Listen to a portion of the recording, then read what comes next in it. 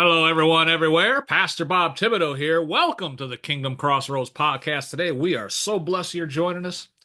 Imagine with me being able to share your life story with future generations, your voice, your memories, your wisdom long after you're gone. What if your loved ones could sit down and have a conversation with you years from now, hearing your thoughts and advice just as if you were sitting right there in the living room with them? Today we are diving into a fascinating new frontier where technology meets legacy. Amen. And I'm excited to be sharing with you this extraordinary concept, preserving your legacy in a way that really allows future generations to interact with your life story. Whether it's leaving messages for milestone events, the wedding of your grandson or whatever, or sharing life lessons with the great grandkids. Even hosting, believe it or not, your own funeral celebration. Technology is making it possible for your voice to live on in meaningful ways. And the ability of AI powered storytelling really, folks, is changing the way we think about legacy and connection and remembrance and all that. My guest today is Stephen Endecott, and he is at the forefront of this innovation. And you're going to want to hear what he has to say. This is some exciting stuff. Amen. Stephen is the co founder of Life's Echo, a groundbreaking platform that allows users to document their lives through AI driven interviews, preserving their stories, creating an interactive experience for loved ones that'll be available long after we've passed on. Amen. Scott and his team, they're revolutionizing how we leave our mark on the world, and I'm excited to learn more about the inspiration behind Life's Echo and where it's headed next. With that being said, help me welcome to the program Stephen Endecott. Stephen, it is a blessing to have you on the program today. I appreciate you taking the time out of your busy schedule to join us. Thank you for having me. I think we've got an interesting discussion today. I think most Amen. people won't even imagine where we've come in the last 6 months with technology. Oh, So amen. this project is 2 to 3 months old. The Amen. business platform behind it has only been going for a year. So the business Amen. platform behind it is a business called Neural Voice. A couple of young guys came to me, wanted backing, because the key thing in the AI world is you've got all this young talent. They don't know how to run a Hmm. business. They don't know how to create concepts. So Right. I'm an experienced businessman, semi-retired, made my money, giving back by helping Neural Voice. And then out of that came an opportunity for us to create a new business. So Amen. Neural Voice Amen. in a nutshell. Can you believe that as we talk, every single word is translated, put into writing, injected into a large language model, goes to a specific database to see if you've got any information related to that, calls back an answer, and talks back to you in a human voice, all in 0.83 seconds, Wow. faster than a human being. We've had to Amen. slow it Amen. down. We've had to slow it down. So we proved this technology because I'm a bit of a revolutionary at heart. We first proved this technology on a project called AI Steve. So I was the first AI candidate in the UK or the world, I'm told, to stand for a senior political position and an MP in the UK. And what I said is all these politicians, they come around every 4 years, they knock on doors, they disturb you, and they tell you a load of rubbish and disappear. And they don't do what you Mhm. tell them. So I wanted to create a situation where we created a 24/7 available AI Steve. And you could go to a website and you could just talk to me in my AI voice about my political views. And it had a discussion with you. And if it didn't have a view, it would go off to the internet, research it, and come back having a discussion. So that was a way of engaging with voters and documenting my political views. I was then Amen. out with my wife, who says, "You egotistical, blah, blah, blah, blah, blah, blah, yeah, documenting all your political views. Why don't you go with a whole hog and document your whole life?" And I think she was joking, but I took it seriously. I went, "What a great idea." So what we do is we create an AI character called AI Sarah, and you don't have to know anything about AI. Have you got one of those? Have you got a finger? Can you press a That's button? right. And I'll Amen. demonstrate it later in the call. Yeah, it's so easy. And then AI Sarah will interview you from the comfort of your own home. You sat on your bum, on your couch. Yeah, and it'll talk to you conversationally about your life. So the first like segment is early life. And it has 1,000 questions, but it doesn't just list off questions. It has a conversation with you. You feel like you're Mm. talking to a real person. So it's easy to actually chat about your early life and create an autobiography of your early life. So we do that. You read the autobiography, you fact check it, you add anything you've missed, you change it about, and then you do the other 4 segments. So we have broadly 5 hours recorded, and we Mm. create you an autobiography of your entire life in writing. Yeah. But then we go a step Man. further. Why would we stop with writing? Who wants to read 45 pages to find out what they want? So we turn it into a large language model that talks either in your voice or an actor's voice or third party, depending whatever you're comfortable with. Yeah. So mine talks in my voice. And Mhm. anybody can ask me any question about my life. And it's got this big database and it has a conversation with them. So imagine your future generations, you said, yeah, they can just chat to you about why did you do this? What would you think about that? What do you think about this? It's quite revolutionary, isn't it? That is awesome, awesome, awesome. And I mean, just the you know, I was at one point in time, I was in life insurance sales for like 7 years, had my own agency and all that. And one of the things I created was one of these things, when you're left behind, what would you like people to know? And they had to write it all out and type it and, all this stuff. And this makes it so much easier. You know? And that's the point. It's shockingly. So I always say to people, I know quite a bit about my parents, obviously. I know something about my grandparents and my granddad's time in the war. I know nothing about their parents, my great grandparents. So Yeah. basically, you are wiped from the face of the earth after 2 generations. Yeah. You disappear. Yep. And we all have different religions and different beliefs about where you go next and whatever. But isn't it nice to leave a legacy, an echo that can talk to future generations? Because we know people interested in genealogy. We know they look up their family chart Oh and they can yeah. see the Yeah. names of their great grandparents.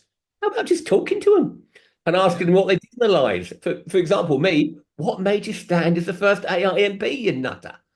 And I'll probably go, yeah, because I'm a bit mad.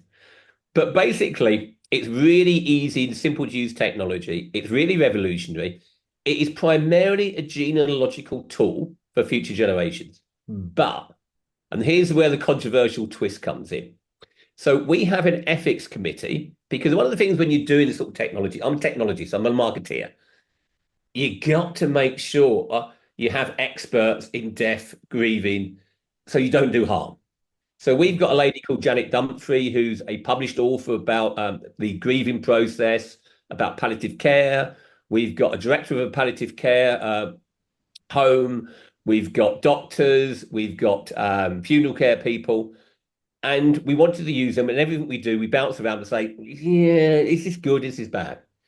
And one of the things that they came up to us and said, do you realize in the UK, 28% of cremations are now direct cremations where the body's taken from the hospital to the crematorium, cremated, and you get your ashes back. What's happened to the funeral? What's happened Yeah. to that closure experience? What's happened to that? Yeah. Yes, you live, you die, but what about the people left? How are they Mhm. impacted? So we believe we can also use these AI tools to allow you to take more control over your own funeral. Why not? Mhm. So we called it the last word, where you can just record what you want to say to people at your funeral. They can chat to you about your life at your funeral. So rather than just have a really expensive funeral, why not just go to the local pub, the local, you know, public space, you hire it, Mhm. and have your own funeral celebration the way you want to have it? Amen. Amen. That's awesome. That is awesome. And when you were first approached about this project, what were your thoughts when you initial I thoughts on it? approached myself, remember. So this is not like somebody coming to me with the idea. This was sitting around the table going, you could do this because I've already done it with AI. So the only difference between this and AI Steve the politician is it Okay. never goes off to the internet. If it doesn't know something in your database of information, it can't make it up. It Hmm. just tells them, I don't know that.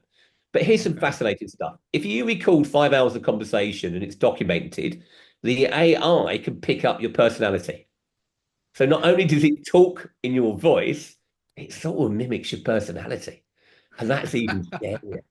Do you have a quick Okay. demo? If you allow me to share, I can Sure. actually, Give me a we second. can demo this. All right. Give me a second. Those listening by audio, you'll have to go to the video and check this out here. Yeah, but they can hear Uh, it. So let me just go to my Life Echo page. So it's just a web page, yeah. Nothing complicated. You can do it on your phone, apart from when you can't get the Zoom record message to move. Well, that's not a good technical start, is it? I'll open up Life Echo again on another tab so I can actually see it. Echo. Okay, so it's designed to be incredibly simple. So I want to record a Life Echo. So I go down and it opens up AI Sarah, the interviewer, and I'll let her start. It takes a couple of seconds. It's probably taking a few extra because we're on Zoom. So, Yeah, good point. Ah, no, because I'm not on the Wi-Fi. ah, Sorry, I've dropped off my.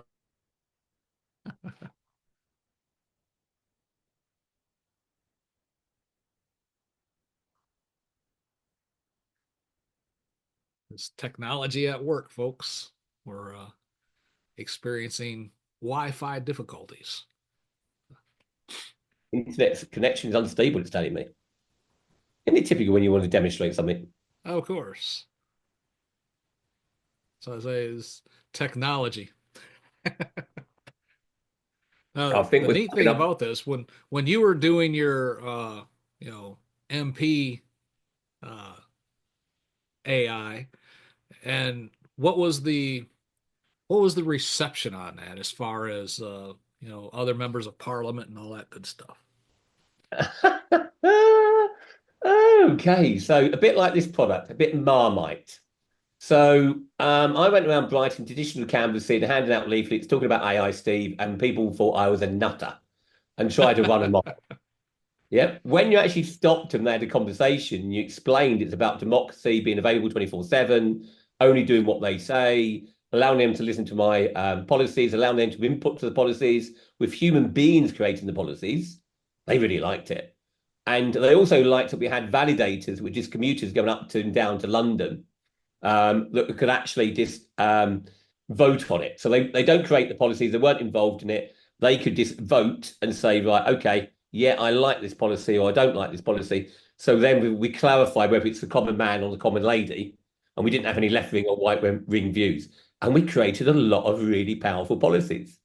I But bet. the difference there, as I said, it could go off the internet where it can't hear. Because we're on Zoom and it's sucking up all the bandwidth, I can't Yeah. demo it. Yep. But Not a problem. basically, the point is it's conversational. So it's a very soft lady, voice lady that talks to you.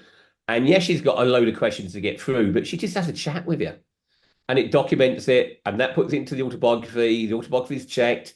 Then you create the Life Echo, and then Life Echo can talk to anybody anytime. So I've made mine public, whereas the vast majority of people won't. 95% of the people Right. we think will only allow this to be used by the future generations or their relatives. And Yeah. again, you think about new concepts. We have a death time guarantee.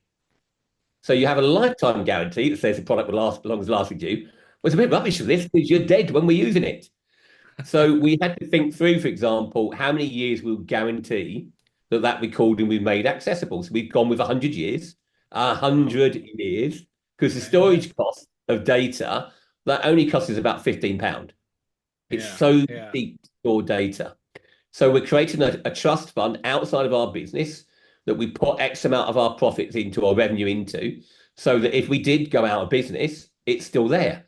It's not like the Amen. cryo chambers where they go bust and your body's still in one. It's like, what do you do with it? Yeah. But the Amen. other thing is, Amen. you need executors.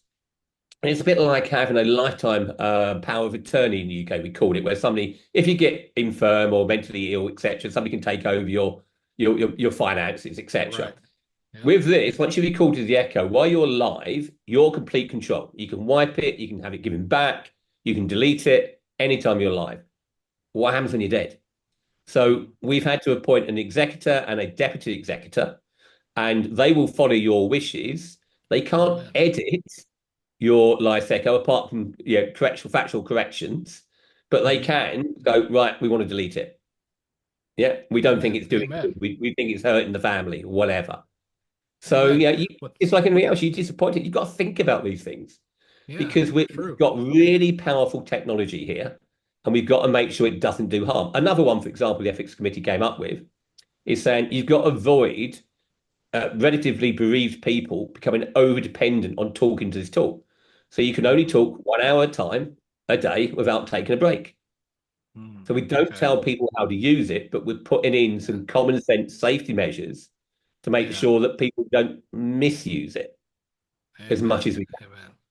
For those left behind, what is the experience like when they engage with their loved one's life echo? I mean, how interactive, how dynamic can these conversations become? Ridiculously dynamic. So again, it's how to you. So the basic product is just an echo of your life. Okay. And in that echo, you can upload all your pictures and you get an autobiography, and that's the basic product. If you want to take some of the supplementary products that we're developing, for example, my political views are, and I want to comment on future events, you can comment on things that haven't occurred in your lifetime after you're dead based on your political views. Hmm. You can talk about your Amen. sports team after you've gone in your political view. You can tell people what to do, as you said, on their wedding day.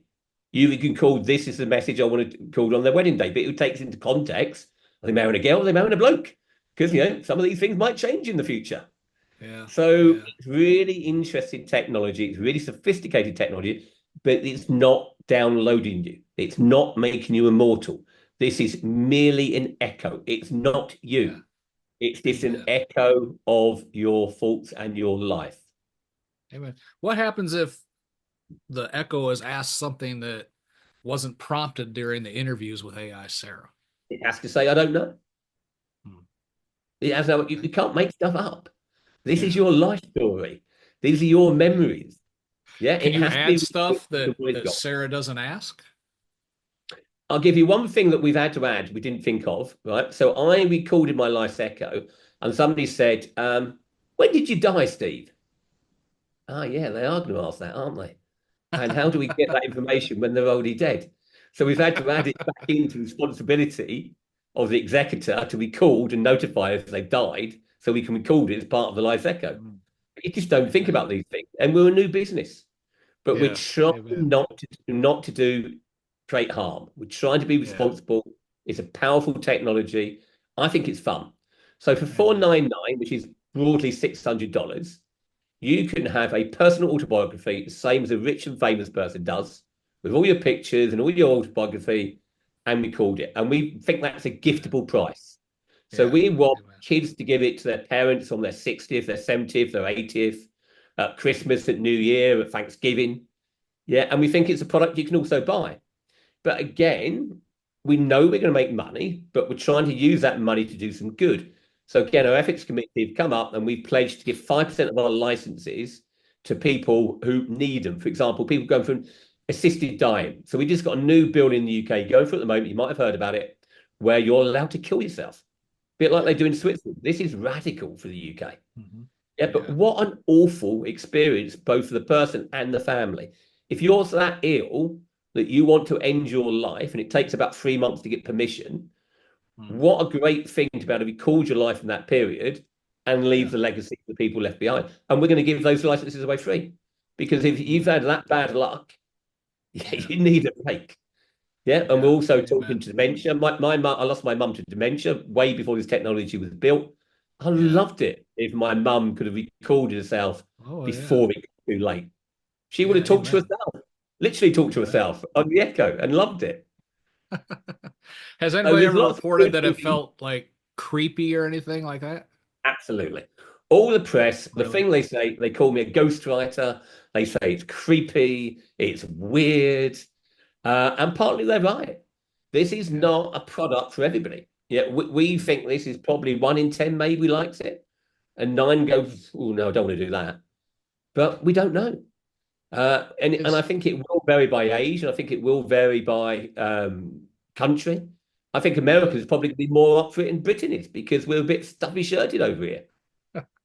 Well, when the generations to come back to view our echo, is it our image or is it an AI image or It's how's completely this up work? to you. At the moment, because we think it's creepy, we're keeping it to your image, and we're not encouraging you to create an AR avatar and all this stuff. With no holograms, none of the stuff like that. We're just keeping it to a straightforward image of you. Yeah, they see when you're speaking, but then they've got access to all the photos, remember, straight underneath. They can be scrolling through the photos while they're chatting to you. It can be outputted into books, yeah, etc. So there's a lot of flexibility over it. We're trying to not make it too real because you've got to remind people this is not real. This is just an echo. You're not, Mhm. it sounds like you're talking to the real person. And therefore, you've got to Yeah, mitigate that a little bit by saying, you're not, you're talking to their life echo. yeah, amen. I saw on your website that that basically Catholics are saying that you're going to burn in hell for creating this. Is that right? I'm not sure if Catholics as a whole, we've actually been in touch with the head of the Catholic Church who's not given his permission, but said, yeah, I don't see what the issue is. Okay. It's a bit like when I stood to, you've got to be very careful. When I stood to be a MP, I had death threats to AI Steve, and I didn't take Really? it seriously. How can you threaten an AI character? Yeah. And I made a silly mistake of going back to that person in email saying, well, go and see if you can find the plug, because that's the only way you're going to kill AI Steve, is unplugging him. And he came back and said, right, I'm going to come round your house, put an axe through your head, an axe through your computer, and he knew my address. You don't mess with nutters. You leave them Yeah. out there. So, yes, we've had a threat for one particular Catholic. It came on, said, I'm a devout Catholic. You're going to burn in hell. I hope God strikes you down immediately. You're blasphemous and he's all against God's will. And you go, you know what? I'm not replying to that. But Yeah. we spoke to many, many religions, right? Every religion has a different view of what you do after death. The Yeah. Muslim religion believes it's only, life is on earth is only a temporary part, and the real life is after you die. We're Mhm. not interfering with any of that. We're just leaving a genealogical tool, a life echo for your future generations to understand more about your life. Nothing more Yeah. complicated than that. I suppose the stuff at funerals is a bit controversial, but when 28% of people aren't having a funeral, you can't really argue interfering with anything, can you? Right. Amen. Amen. Yeah. And when we were first talking before coming on today, and then at the beginning before we hit the recording, I was telling you, but I was trying to figure out how to speak at my own funeral service. Just letting everyone know what they meant to me, and this technology here now makes it that one available and two easier. But before you answer my next question, let's just put everyone's thoughts at ease here. Pastor Bob isn't planning on having to use this ability for a little while yet, okay? But you're exploring the concept of users hosting their own funeral celebrations, delivering Yep. speeches posthumously. How do you envision this service helping families cope with loss and celebrating their loved one's life? Okay, let's talk about the first bit. So recording something without emotion on such an emotional topic is quite hard for a human person to do. Even writing a speech, if you're not used to writing speeches, is quite hard to do. Here, you just say, I broadly want to say these things. It creates a script for you. You edit that script. You listen to your voice giving it, job done. Yeah. The reason we think it's good is it's a closure moment. As I said, lots of people in the UK are now having direct funerals where you no actual closure event. And we're really Yeah. targeting that. We're not trying to replace traditional funerals, graveside funerals, or crematoriums. We're just trying to say, you know what? That's just wrong. So let's create something that's low cost because they're only doing it because it's cheap. Mm-hmm. The average Yeah. funeral costs about $6,000. The Yep. average Same here. casket that you're going to burn 10 minutes later after you see it costs you $2,000. Yeah. Not Yep. everybody can afford that. So a direct Sure. funeral costs about, I guess, about $1,000. Yeah, and maybe you spend $500 with us to record this life echo, and then you can host your own event. So Amen. you're probably doing Amen. it half the price of a digital funeral and having a lot more fun. At least. Yeah, at least half the price.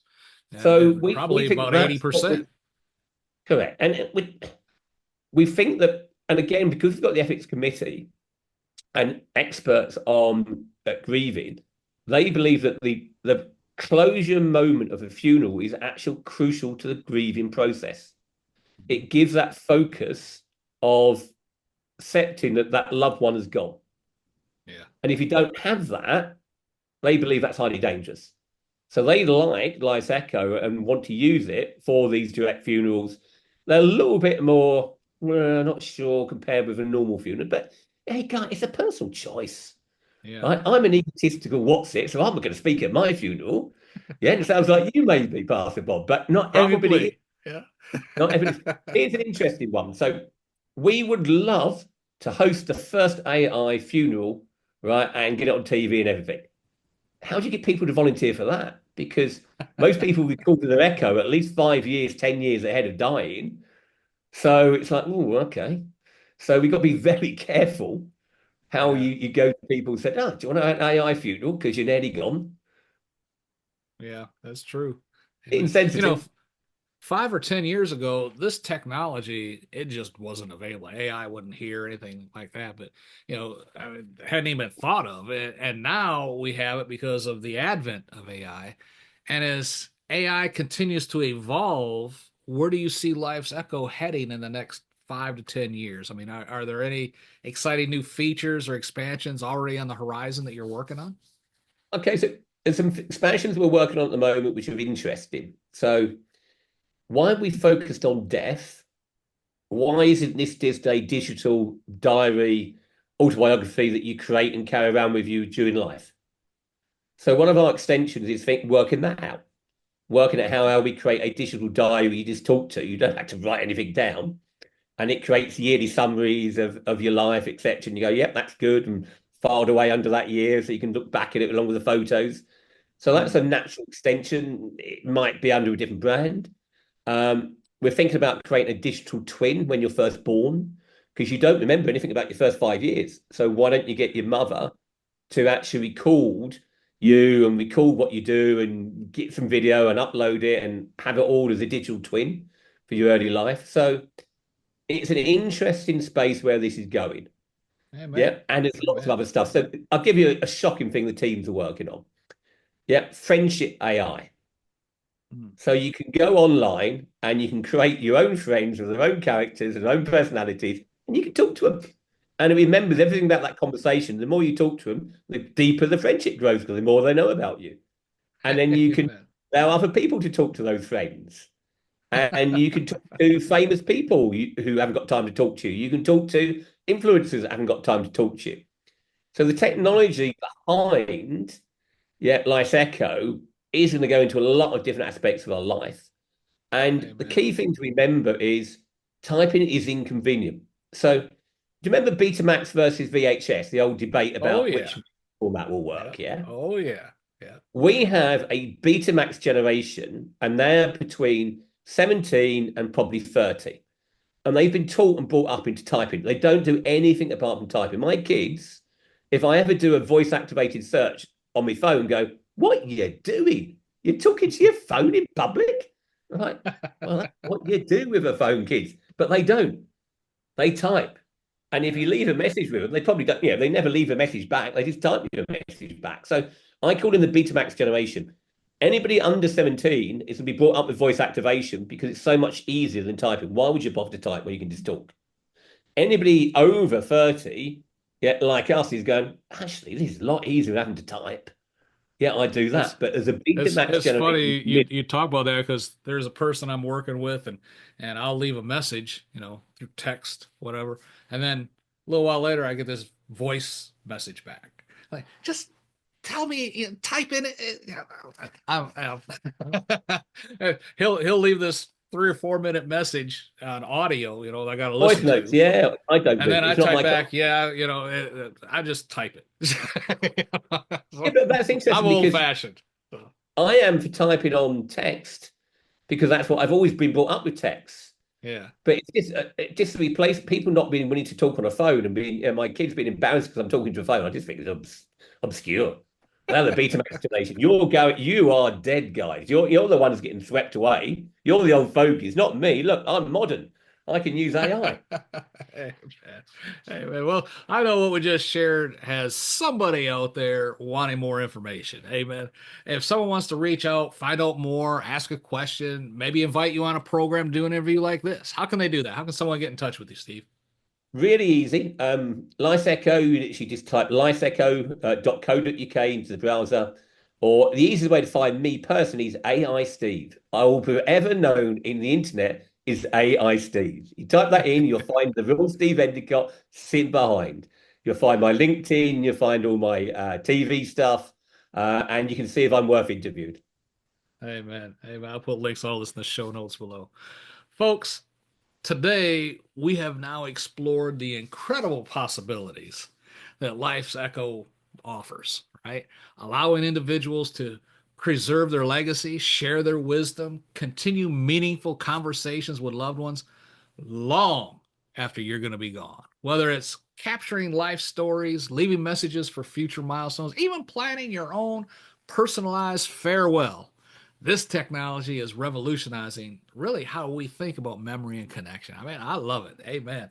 And if you've been inspired by what you've heard today and you'd like to learn more about Life's Echo, how it can help you or your loved ones create an interactive legacy, we want to call it that, I encourage you to reach out to Steve Endecott and his team. I mean, they are ready to guide you through this process and answer any questions you may have. Visit their website down the show notes below, connect with them directly to discover how you can start preserving your story today. Just drop down the show notes, click the links, they're right there. Steve, this is some absolutely fabulous technology. I can't wait to start checking it all out. And I do appreciate you coming on the program and sharing all about Life's Echo with us today. It's been a great conversation. Thank you very much. And if you ever need a job as a salesman, come and work for us because you're great. Appreciate it. Well, maybe in my Life's Echo. So, Ah. hey, man, folks, that's all the time we have for today. For Stephen Endicott, my son is Pastor Bob, reminding you to be blessed in all that you do.